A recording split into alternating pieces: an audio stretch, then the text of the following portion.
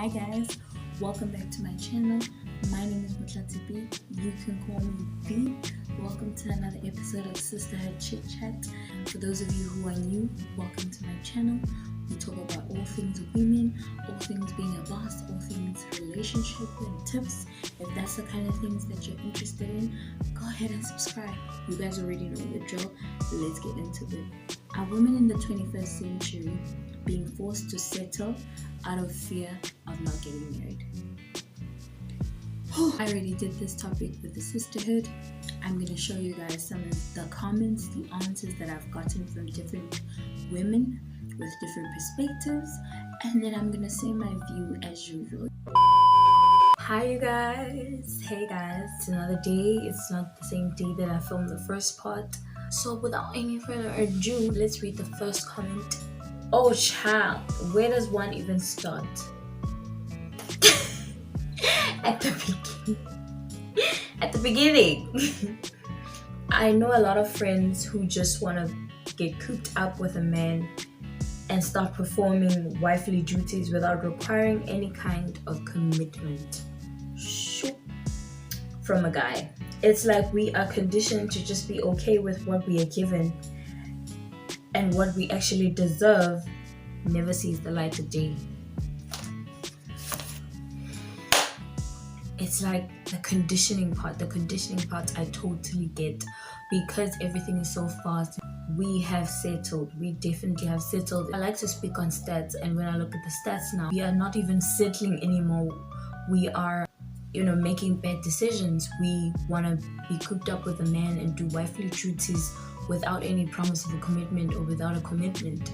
Baby father, baby mother issues. There's a lot of couples that have kids together, that are with other people, who have kids with other people, and it's a blended family. Of course, there's definitely hope, and many people do it successfully. But overall, in general, it's just not something I believe God had in mind for a woman and a man. The nuclear family is a powerful thing. We are so desperate for that love. We're so desperate to be with a man and to find a partner, because it's hectic out here, guys. It's a war out here. I feel like the best way to learn is not through experience. The best way to learn is through other people's experiences, right? I don't want to talk too much about it. We're going to move on to the next one. Is anyone loving in a godly way these days? The covenant of marriage is tainted by moral decay. Pop culture and the lack of upright role models. Let's not forget the father wound and all the issues that affect and change the way a person sees and in return receives love. What a loaded answer. My heart is so full, because you guys, are helping somebody else watching and who's about to make a horrible mistake, and you guys are like, child, wait, don't do it. We have forgotten how to love God's way. I'm not trying to be biased, because I know some people don't believe in God. Some people are atheist, and this is really not what it's about, but I'm going to speak because I do believe in God. I believe in God, and I believe in His power. As humans, life is hard. Life is tough. Sometimes in marriage, it's hard. Relationships are hard. Dating is hard. Love is hard. Life is hard in general. Of course, it's good a lot of times as well. But my point is, when so many things are so hard and so many things can easily throw you off, and it's unpredictable, anything can happen, you need a foundation. You need a foundation that can help you navigate through the hardness of life. It's a spiritual life. It's believing in a higher power. And for me personally, it's God. I believe in Jesus Christ. I believe He died for my sins. I believe when I pray, things happen. The more closer I get to Him, the less toxic I am. It's important, to have that foundation, to have something that can carry you through this thing called life. And what she's saying is, we have lost our way in terms of spirituality. We have lost our way. We just follow pop culture, being a bad Instagram baddie. Always speaking about Instagram baddie. Follow me on Instagram. If we are having these conversations, and if we check ourselves, decide, look here, I'm not gonna settle. All my friends can get married, like my whole crew can get married, but I'm gonna wait for what I deserve and what I believe is good for me. And if I'm not gonna get it, I'm not just gonna jump into anything. I'm not just gonna push time. I'm not just gonna settle and just say, oh well, because at the end of the day, settling will catch up with you in the future. If all women in the world decided and said, look, we are no longer gonna have one night stands, we are no longer gonna have situationships, we are not gonna go live with a man without no promise, have kids, by men who haven't married us. If all of us women did that, do you think there'd be any men to play us? Like, there wouldn't be any men that were gonna play us. You know why? Because they wouldn't have a choice. They would have no choice but to shape up, because then they wouldn't have women in their lives. And we all know that we are the prize. Men are the prize as well, but we are the prize. And by doing that, you filter all the men that are not for you. You filter all the men that are chance takers. And at the end of the day, you're gonna end up with the right one, the one who's the one. Now, on to the next one. The third answer. It's a culture thing. Culture teaches settling. It degrades the right way of doing things. We see people we look up to not even fighting to be treated with decency, and that's what we then accept as right. What we grew up seeing really does matter. And I think a lot of you can agree that you also understand that it's important. It shapes the person you become. Obviously, you're not forced to become what you saw. You have a choice, but it plays a big role. All the statistics come from broken homes.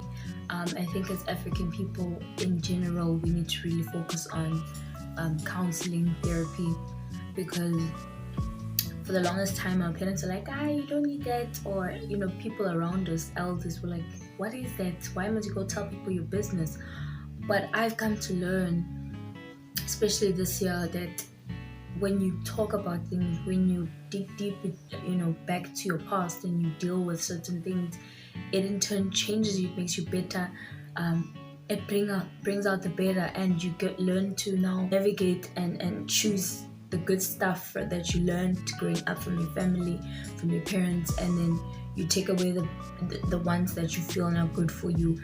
You are in a healthy state to make those decisions. And I feel like here she's saying, if all your life you've just seen maybe your mom settling, and you've seen her not getting what she deserves, and you've seen her being mistreated and hurt, be it she stayed, that could easily go all the way down to you. That could easily influence the way you date, the way you interact with the opposite sex, your standards, your boundaries. I totally agree, and I feel like that's why we need to have such conversations, because sometimes our parents did the best they could.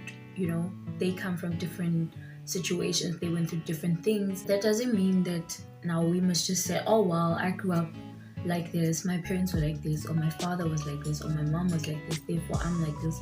A lot of people act based on what they've seen growing up. If they saw their mothers being abused, they end up connecting with somebody who's abusive. If they see their mother being cheated on, they end up attracting that kind of person. And I also believe it's spiritual as well, because if you haven't dealt with those demons, if you haven't dealt with those pains and those things that haunted you while you were young, you suppress them, and by suppressing them, they sort of come up by the things you like. Even though they're not good for you, you tend to like them. Even though these types of men are not good for you, and you saw your dad being that type of man, you attract those kind of people. And I've learned, reading, therapy, and all kinds of things, that those kind of things are caused by the fact that we did not heal. We did not deal with ourselves first before we entered relationships. We did not deal with ourselves and the things that really bothered us when we were younger or wherever. And then we bring them within marriage. We bring them into relationships. And that's where they pop out. They come out and we don't know what to do with them, because we've suppressed them so long. And now they're so big. And that's why, guys, we need to stop acting like therapy is for white people or therapy is for a certain group of people. No, therapy is for everyone. Counseling is for everyone. If you don't believe in the conventional therapy of speaking to a psychologist, you have a church, you have a pastor, you have this, you have that. Speak to someone, let it out, deal with it now so that it doesn't haunt you later. Okay, next. Guys, I think I'm going to read the last one. I don't want this video to be too long. Maybe I'll do a part 2. We will see. Harvey tried to tell us we think like a man movies, but we watched, laughed, and went right back to settling.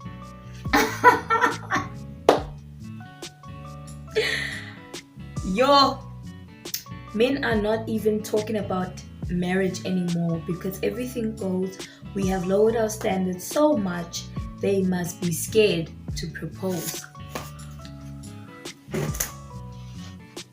Girl, so you came for us, you snatched our weed, snatched our braids. There's so many things, so many people, so much content, there's YouTubers, there's everything that keeps telling us what we need to look for in a man, what we need to settle for, and what we don't need to settle for. And there's so many people trying to help us, but at the end of the day, I guess she's saying it's time to help yourself. You know, it's your decision at the end of the day. Who you end up with as reality. If you keep doing the same thing, you won't have different results. If you keep dating the same type of men, giving it up, and they run away, you can't keep giving it up. Demand respect by saying, look, I'm not scared to leave you, and I'm not scared to let you be.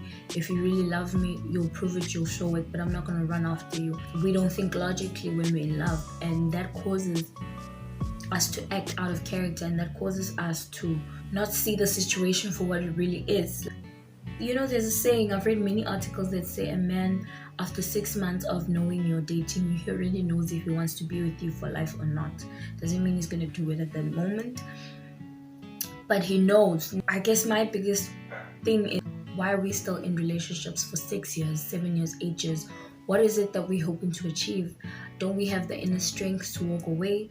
Are we afraid of the fear of not getting married? What is it? And once we know what that is, we can fix it and we can become better. I want you guys to comment in the section below which comment was your favorite and why. Like, think about this real deep, and the why will probably be because it speaks to you, it resonates with you, and what it inspires you to do. So it's 2 questions.